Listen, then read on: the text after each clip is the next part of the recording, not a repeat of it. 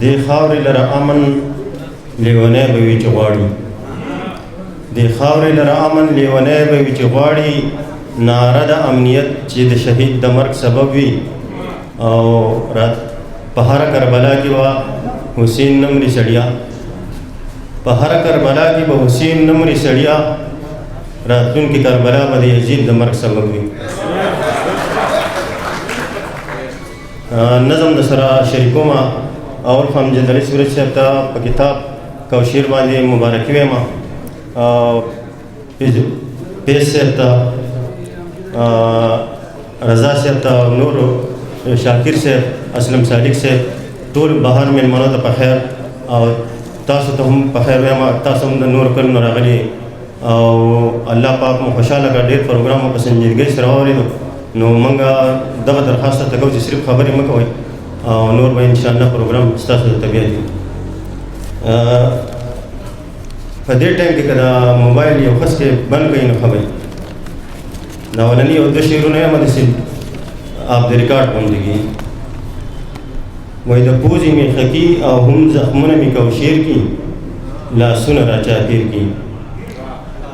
سورج زرګر سړی د خپل سړی زمانه هیر کی او لاسونه را چاپیر کی.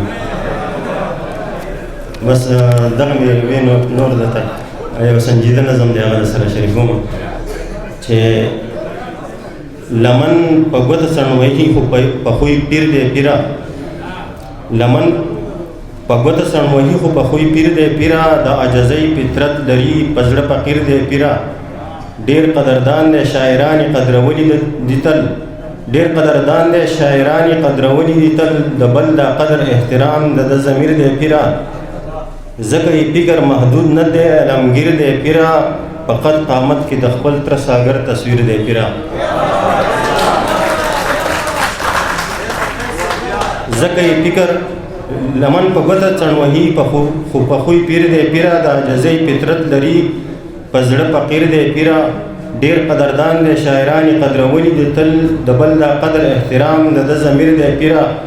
ځکه یې فکر محدود نه دی علمګیر دی پیره، په قد قامت کې د خپل تر ساګر تصویر دی پیره. د کراچۍ دی هم د سوات هم د خیبر سړی دی، سورج د شعر د ادب او د هنر سړی دی، او سورج زرګر سړی دی.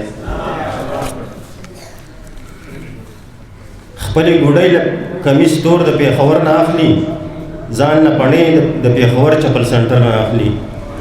خپلې ګوډۍ له کمیس تور د پېښور نه اخلي، ځان نه پڼې د پېښور چپل سنټر نه اخلي. او د طبیبانو سره هسې آموخته به وي، خو هر یو مرض لره دارو د خپل نظر نه اخلي.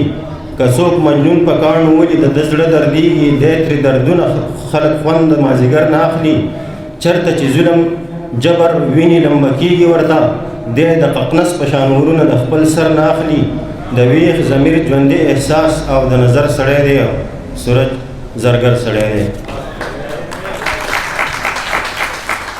تر خپل منزله په مزل باندې روان دی سورج، د تازي اس په شان تر خپل منزله په مزل باندې روان دی سورج، د تازي اس شان په غزل باندې روان دی سورج.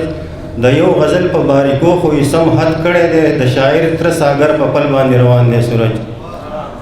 د یو غزل په باریکو خو یې سم حد کړی دی، د شاعر تر ساګر په پل باندې روان دی سورج. د ادب لار هم د شکمارو او د غلو ډکه ده، خو په دې لاره په چل ول باندې روان دی سورج.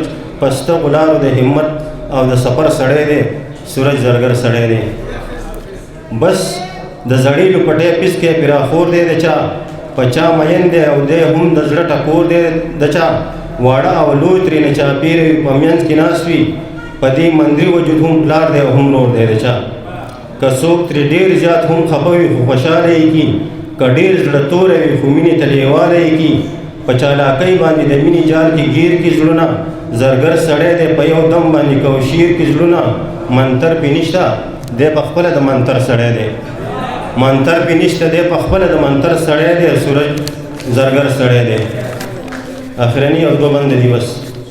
وایي په ما باندې، وایي په ما یې د مودو کړې توبه ماته کړه، وایي په ما یې د مودو کړې توبه ماته کړه. یار بې وفا وختو یار خپله واده ماته کړه، وایي د هجر تاو په ما باندې خوله ماته کړه. وایي په کاڼي زما د زړه شیشه ماته کړه، په ډېر ستم یې زما کلکه حوصله ماته کړه، په بې پامۍ کې زما د زړه کاسه ماته کړه.